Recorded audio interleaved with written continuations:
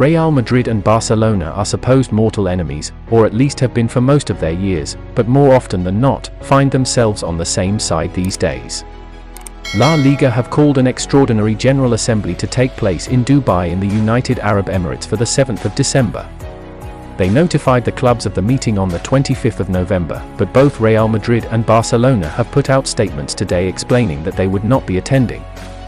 The assembly, described as urgent by La Liga, is in order to address multiple important modifications of the statutes and internal regulations of La Liga, as per Diario AS. Barcelona declared that it made no sense to hold the event over 5,000 kilometers away from the headquarters of the league, when it could perfectly have been done in Madrid. Real Madrid called the assembly illegal, and also communicated that they would not be attending the meeting. They also believed it to be completely incoherent and did not understand why it was being held so far away. La Liga responded claiming that they had made resources available for all club representatives to make their way to Dubai, while also providing the chance for teams to attend online. Their statement pointed out that it is not the first time that the assembly has been held elsewhere too. It does seem a strange decision for La Liga to hold the event in the UAE, even if the World Cup is in close proximity. The true meaning of the boycott likely stems from other issues, namely, the Super League. Real Madrid and Barcelona remain firmly in opposition to the other 18 teams in La Liga over the matter. It may well be that La Liga President Javier Tebas attempts to introduce regulations related to the Super League.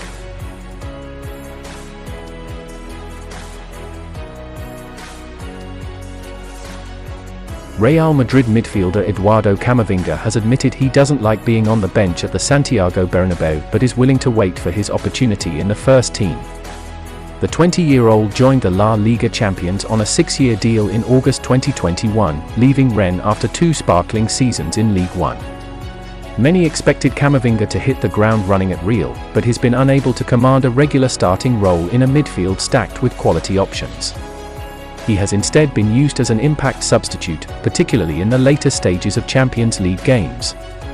In addition to Camavinga, manager Carlo Ancelotti has Toni Kroos, Luka Modric, Aurelien Tchouameni and Federico Valverde at his disposal, while he previously had Casemiro to call upon before his summer transfer to Manchester United.